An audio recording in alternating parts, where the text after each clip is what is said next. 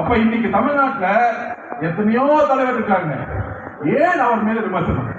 நான் ஓப்பனா உங்ககிட்ட பதிவு பண்றேன், மக்கள்கிட்ட பதிவு பண்றேன், முக்கியமா சோசியல் மீடியா வாரியர்ஸ் கிட்ட பதிவு பண்றேன். தமிழ்நாட்டுல எம்ஜிஆருக்கு அப்புறம் ஒரு பிரபலமான ஒரு தலைவரா ரஜினிகாந்த் அவர்கள் வரணும்னு நினைச்சார். அரசியல் வந்து சிஸ்டத்தை மாத்தணும் எல்லாம் பண்ணணும்னு நினைச்சார். ஆனால் இதே திமுக குடும்பம் பல மிரட்டல்களை கொடுத்து அவரை அரசியல் கட்சி வர விடாம பாத்துக்கிட்டாங்க. இன்னைக்கு என்ன ஆனார்? அவரு கடைசியில ரெட் ஜெயின் பிக்சர்லயே நடிக்க போயிட்டாரு. அவர் மேல விமர்சனம் கிடையாது. அந்த வலிமை, மன வலிமை நம்ம தலைவர்கிட்ட இருக்கு. நான் பதிவு பண்றேன்.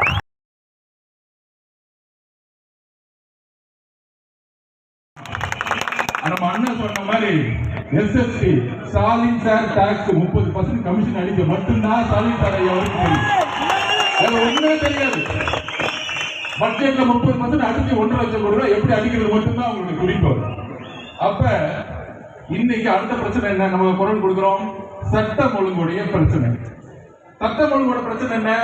இன்னைக்கு நாம் வரும்போது நம்ம அண்ணன் கிட்ட இருந்து அறிக்கை ஒண்ணு வந்திருக்கும். இந்த ஒரு வாரத்துல, அதாவது டெல்லியில ஒரே ஒரு பெண் நம்மளுடைய சகோதரி நிர்பயா அவர்களை கற்பழிக்கப்படும் பொழுது ஒட்டுமொத்த டெல்லி தூக்கி இருந்துச்சு. அன்னைக்கு ஒரு முதலமைச்சர் இருந்தாங்க, உமன் முதலமைச்சர் தான். அப்ப கெஜ்ரிவால்னு ஒருத்தர் வந்து நாமினேஷன் பண்ணும்போது இதுக்காக பயங்கரமா குரல் கொடுத்தாரு. நாமினேஷன் பண்ணும்போது ஆம் ஆத்மி கட்சியை பார்த்து இவங்க எல்லாம் ஜெயிப்பாங்களா, இவங்க எல்லாம் பூத்து இருக்கா, இவங்க எல்லாம் சின்ன பசங்களாச்சு இப்படி சிரிச்சாங்க. இப்ப 15 வருஷமா முதலமைச்சரா இருந்தோம். அதே மாதிரி ஒரே ஒரு ரேப்பு ஒட்டுமொத்த அரசியல் தூக்கி இருந்துச்சு. இன்னைக்கு ஒரு ரேப்பா நடக்குது. 2 வயசு குழந்தைய யாராச்சும் பாலியல் பலாத்காரம் பண்ணணும் ஒரு சிந்தனை வருமா? எவ்வளவு பெரிய மனசு வழியில நம்ம இருக்கிறோம், என்ன சமூகத்தை உருவாக்கிட்டு இருக்கோம். அது செஞ்சது திமுக காரன்னு சொல்லி உட்கார்ந்துட்டு இருக்காங்க. அக்கா கனிமொழி அக்கா இன்னும் வீட்டை விட்டு வெளியே வரல, பிரச்சனை கேட்குது. அதுக்கப்புறம் உதயநிதி அவர்கள் வரல, முதலமைச்சர் ஸ்டாலின் அவர்கள் அது பத்தியே பேசல. 2 வயசு குழந்தை பிரச்சனை முடியறதுக்குள்ள அடுத்தது மதுராந்தகத்துல, அடுத்த தூத்துக்குடியில தன்னுடைய வீட்டுல கழிவறை இல்லையா? இதுதான் தமிழ்நாடு முன்னேறிய மாநிலமா? இதுதான் திராவிட 2.0வா? ஒரு கழிவறை இல்லாத ஒரு கிராமத்தை உருவாக்கிய ஒரு முட்டாள் முதலமைச்சர், ஒரு முட்டாள் முதலமைச்சர். இதுக்கு மேல சொல்றதுக்கு கோபமான வார்த்தைகள் இன்னைக்கு கிடையாது. இதுக்கு மேல ஒரு முதலமைச்சர் இதை பத்தி பேசக்கூட வாய் வரலன்னா ஒரு பெண் குழந்தையை பெற்று வச்சிருக்காரு. அப்ப ஒரு முதலமைச்சர் இன்னைக்கு 12 குழந்தை காலையில எந்திரிச்சு காலை கடனை கடக்க கூட முடியாத வெளியில ஒரு கழிவறை அற்ற ஒரு மாநிலமானது நம்ம பீகார்ல இருக்கிறோமா, யூபியில இருக்கிறோமா? கழிவறையே இல்லாத ஒரு மாவட்டமும் கழிவறை இல்லாத கிராமங்களும் எத்தனை இருக்கு முதலமைச்சர் தெரியாதே தெரியல. அப்ப கழிவறைக்கு போகாம, கழிவறைய வீட்டுல போகாம காட்டுல போகும்போது இங்க ஒரு ரேப் ஆகி வெட்டப்பட்டு நீங்க ஹாஸ்பிட்டல் உட்கார்ந்துட்டு இருக்காங்க. இதுவா தமிழ்நாடு? இதுவா பெண் பாதுகாப்பு? இதை பத்தி நீங்க அட்லீஸ்ட் பேசுறீங்களா? வருத்தம் தெரிவிச்சீங்களா? இல்ல அட்லீஸ்ட் உங்களுடைய அமைச்சர் அவங்க வீட்டுக்கு அனுப்பிச்சீங்களா? ஒண்ணுமே கிடையாது. எல்லா செய்திகளும் வாங்கப்பட்டிருச்சு. அதை பத்தி பேசவே கூடாது, விவாதம் பண்ணக்கூடாது. ஒரு ரேப்பாச்சு டெல்லியில ஒட்டுமொத்த இந்தியாவுக்கு வந்துச்சு. ஆனா தமிழ்நாட்டில் இருக்கவங்க இதை பத்தி பேசவே மாட்டாங்களே. என்ன பண்ணிட்டு இருக்காங்க? கூட்டணி மதிமுகவுடன் 3 கூட்டணி சைன் ஆயிடுச்சு. இதான் முதலமைச்சர் அன்னைக்கு ரேப்பு நடந்து அங்க வந்து வெட்டப்பட்டு இருக்காங்க. இங்க கூட்டணி பேசிட்டு இருக்காங்க. நீங்க அரசியல் தேர்தலை பேசுங்க, நாங்கள் மக்கள் பிரச்சனையை பேசி பேசி பேசி பேசி மக்களோட போயிட்டு இருக்கோம். நீங்க 22 கட்சி கூட்டணி உருவாக்கு, 32 கூட்டணி உருவாக்கு. ஆனா கூட்டணி கட்சி தலைவர் எல்லாம் கையை கட்டிக்கிட்டு மக்கள் பிரச்சனை பேசாம அமைதியா இருக்காங்க. பத்தியா அங்கேயே அந்த எல்லா கட்சி தோழர்களும் தோற்றுட்டாங்க. 32 கட்சி 45 கட்சி வச்சுக்கோங்க, தேர்தல் அரசியல் வெற்றி பெறவே முடியாது. மக்கள் பிரச்சனைகளை பேசாத தலைவர்கள் மக்களால் தூக்கி எறிந்த வரலாறு தான் தமிழ்நாடு.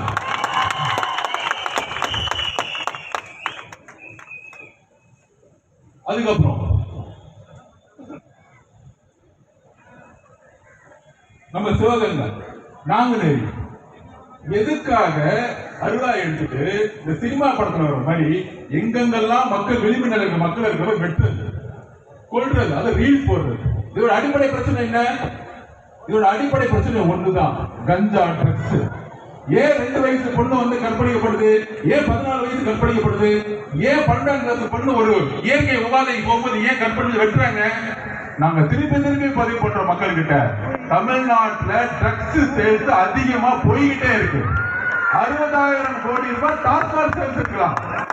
அது மிகப்பெரிய ஒரு இந்த கவர்மெண்டோட மிகப்பெரிய பழி. ஆனால் ட்ரக்ஸோட சேல்ஸ் பாத்தீங்கன்னா அளவுக்கு அதிகமா போயிட்டு இருக்காங்க. அந்த ட்ரக்ஸ் எடுத்தவங்க மெயின் பிரச்சனையே பெண்களை கற்பழிப்பு பண்றது.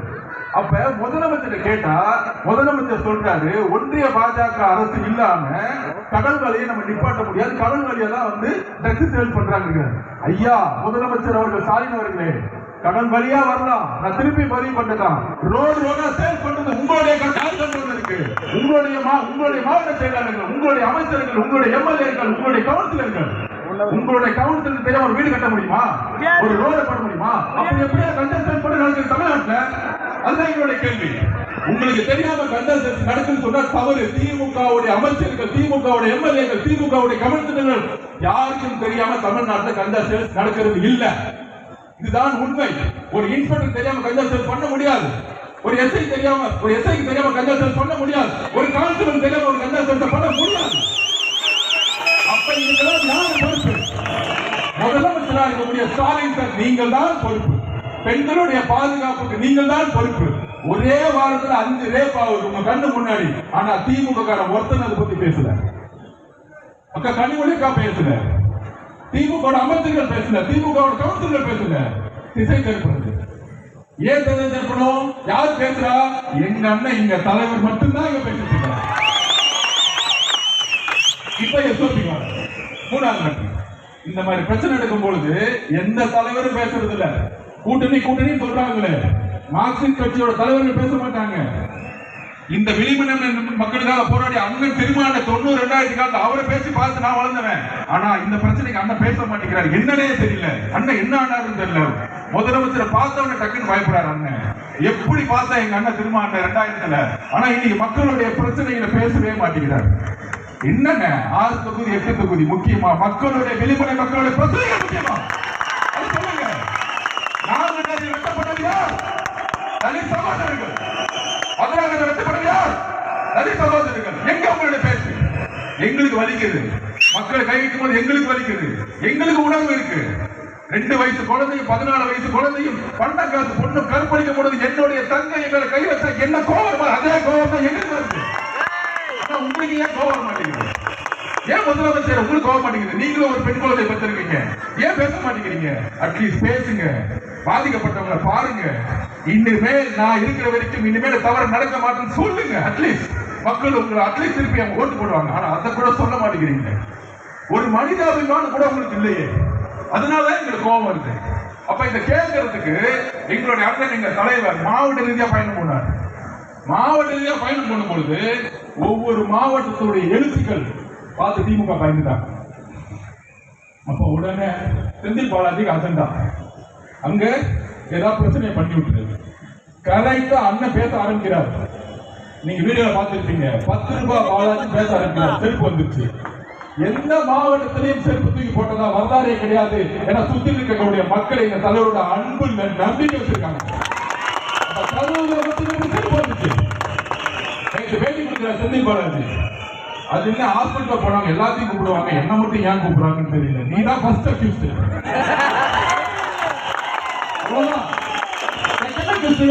அவருக்கு என்ன பயம் வந்துச்சு? ஏன் மித்தவங்க தான் கூப்பிடல, மகேஷ் ஏன் கூப்பிடல, என்ன மட்டும் கூப்பிடுங்க. அடுத்தது முதலமைச்சர் வந்தாரு 2 மணிக்கு, அவரையும் கூப்பிடுங்க. அடுத்தது அவரோட பயம், என்ன மட்டும் கூப்பிடாங்க, எல்லாத்தையும் கூப்பிடுங்க. காலையில புள்ள வந்துச்சு உதயநிதி அவர்கள், அவரையும் கூப்பிடுங்க. அப்ப செந்தில் பாலாஜி ரெடி ஆயிட்டாரு, எல்லாத்தையும் மாற்றி வருது. ஆட்சி மாற்றம் முடியும் பொழுது தமிழக காவல்துறை எங்க அண்ணன் கண்ட்ரோல் வரும்பொழுது நீங்க எல்லாம் கருவு மட்டும் செய்ய போகுது. 6 டிஸ்ட்ரிக்ட்ல திருவாரூருக்குள்ள அண்ணன் நுழையிறார். மக்களை நம்புங்க, எந்த எதிர்கட்சி தலைவர் திருவாரூருக்குள்ள போகவே முடியாது. ஏன்னா கலைஞருடைய மண்ணு 55% ஓட்டு போடுவாங்க. யார் எம்எல்ஏ இருந்தாலும் கண்ணை மூடி போடுவாங்க. ஆனால் ஒட்டுமொத்த திருவாரூர், நான் பஸ்ஸுக்குள்ள இருக்கிறேன், நானே படிக்கிறேன். ஒட்டுமொத்த திருவாரூர் மண்ணை ஒரு 2 கிலோமீட்டர் போறதுக்கு 4 மணி நேரம் ஆச்சு அண்ணன் போடுறது. பயம். கரூர். அப்ப கரூர்ல பிரச்சனை நடத்தி என்ன பண்ணாங்க? அவர் ஒரு கொலை குற்றவாளியில மாட்டவர்களுக்கு வேலையை பண்ணாங்க. அண்ணன் எமோஷனல் ஆளு, ஆல்ரெடி மக்களுடைய இறப்பு. இந்த பிரச்சனை எல்லாம் பண்ண அரசியல் விட்டு போயிடுவாரு, பிரஷர் கொடுத்தா அரசியல் விட்டு போயிடுவாரு. நாம் அதெல்லாம் கடந்து, வரியெல்லாம் கடந்து அழுது ஒரு 50 நாள் சட்ட போராட்டங்களை முடிச்சு ஒருவேளை திமுக போட்டாங்க ஹைகோர்ட்ல எஸ்ஐடி போட்டாங்களே, உடனே ஒரு ஆபீசரை போட்டு அப்பாயின்மெண்ட் பண்ணாங்க. ஒருவேளை தமிழக அரசு என்கொயரி பண்ணியிருந்தா நான் முதற்கொண்ட அருண்ராஜ் முதற்கொண்டு திரு அண்ணன் நம்ம ஆனந்த முதற்கொண்டு இன்னைக்கு வரைக்கும் ஜெயிலா இருந்திருப்போம். எல்லா கொலை பண்ணி நம்ம மேல போட்டிருப்பாங்க. இதுதான் திமுகவுடைய சூழ்ச்சி. அப்ப இதை பண்ணாங்க. சுப்ரீம் கோர்ட் ஜட்ஜ்மெண்ட் ஆகி நம்ம என்கொயரி பக்கம் போயிட்டு இருக்கோம். திருப்பி அண்ணன் வந்து ஆரம்பிச்சாரு பிரச்சாரத்துக்கு போகலாம் கிளம்பலான்னு. அப்போ ஒரு எஸ்ஓபி போட்டாங்க. நம்ம கோர்ட்டுக்கு நம்ம தான் போகணும். எல்லா கட்சிகளுக்கும் சரிசமமான ஒரு சட்டத்தை உருவாக்கணும். பர்மிஷன் கேட்டா எங்களுக்கு மட்டும் 30 நாள் ஆகுது. கேஸ் நம்ம தானே போட்டோம், நம்மளை கூப்பிட்டுருக்கணும்ல. ஆனா நம்மளை கூப்பிடவே இல்லை. ஏன்னா நம்ம வந்து புது கட்சியா கேஸ் போட்டது நம்ம தான் போய் முறையிடுறோம் கோர்ட்ல. கோர்ட் சொல்லுது எல்லா கட்சியும் கூப்பிடுங்கன்னு, ஆனா நம்மளை கூப்பிடல. இந்த உண்மையை தெரிஞ்சுக்கணும். உடனே எஸ்ஓபி போட்டாங்க. அந்த எஸ்ஓபி பேர் என்ன தெரியுங்களா? சொல்லுங்க நீங்க. Stalin operating system. ஸ்டாண்டர்ட் கிடையாது, அது ஸ்டாலின் சார் அவரோட பேர்லயே போட்டுக்கிட்டாரு. என்ன போட்டுக்கிட்டாரு? அவரு மட்டும் அவர் பையனை வச்சு எத்தனை இளைஞர் மாநாடு வேணா போட்டுக்கலாம், வாரத்துக்கு ஒரு மாநாடு போடலாம். நம்ம ஒரு மாநாடு போறதா இருந்தா ஒரு 100 கொஸ்டின் வரும். அந்த கொஸ்டின் நிரப்பத்துக்குள்ள 15 நாள் ஆயிடும். நம்ம தலைவர் வெளியே ரோட்ல இங்க வந்தா 50,000 பேர் கூடுவாங்க. கூடும் பொழுது காவல்துறை வந்து ரோட சரியா ரெகுலேட் பண்ணலன்னா திருப்பி மக்களுக்கு ஸ்டாம்பிட் ஆகிறதுக்கான ப்ராப்ளம் இருக்கு. அதனாலதான் நம்ம தலைவர் ஒவ்வொரு இடத்துக்கு வர்றதுக்கு யோசிச்சுட்டே இருக்கிறாரு. அவர் வெளியே வரதுக்காக யோசிக்கிற தம்பி, மக்களுடைய பாதுகாப்புக்காக தான் அமைதியா உட்கார்ந்து ரொம்ப தெளிவா நான் பதிவு பண்றேன். அவர் நடக்க ஆரம்பிச்சிட்டாருன்னா 1 லட்சம் பேர் வருவாங்க. அப்ப மக்கள் பாதுகாப்பு காவல்துறை இருக்கு. காவல்துறை எதுவுமே செய்யறது இல்லை. அப்ப திருப்பி ஒரு ஸ்டாம்பிட் ஆகி திருப்பி அவர் மேல கொலை பண்ணணும். இதுக்காக தான் எஸ்ஓபி. அப்பதான் முடிவு பண்ணோம். ஒவ்வொரு ஊரும் 15 கிலோமீட்டர் தள்ளி காட்டுல நிர்வாகிகள் மீட்டிங் வெறும் 5000 பேர் வச்சு அண்ணனை வந்து இன்னைக்கு பிரச்சாரம் பண்ணிட்டு இருக்கோம். இப்ப இந்த திமுக சூழ்ச்சி உங்களுக்கு தெரியுதா? எதனால நம்ம பிரச்சாரம் பண்ண முடியலன்னு. இன்னைக்கு கூட அண்ணன் தூத்துக்குடி போன மதுராந்துக்கு போகணும்னு துடிக்கிறார். இந்த ரேப்ப கேள்விப்பட்டேன். ஆனால் அந்த காவல்துறைக்கு ரீச் பண்ண யாரும் பதில் கிடையாது. அந்த சின்ன வீட்டுக்குள்ள போக 20,000 பேர் சுத்தி வந்தா யாரும் பதில் சொல்லுவா திருப்பியும். அப்ப என்னைக்கு நியூட்ரல் ஆகும்னா தேர்தல் கமிஷனுடைய நோட்டிபிகேஷன் வரும் பொழுது அப்ப எல்லா கட்சிகளும் ரோட பிரச்சாரம் போலாம்.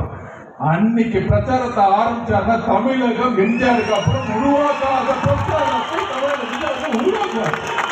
இது நடந்தது மட்டும் பாருங்க. அன்னையோ நோட்டிபிகேஷன் முதலமைச்சரோட சைன் அத்தாரிட்டி முடிஞ்சிச்சு. அதோட அப்ப தெரு தெருவா ஒவ்வொரு ரோடா போகும்பொழுது மக்களுடைய எழுச்சியை பார்ப்பீங்க, மக்களுடைய கோபத்தை நீங்க பார்ப்பீங்க. அப்ப இன்னைக்கு முதலமைச்சர் என்ன பண்ணிட்டு இருக்காரு? நீங்க ஒன்னே ஒண்ணு புரிஞ்சுக்கணும்.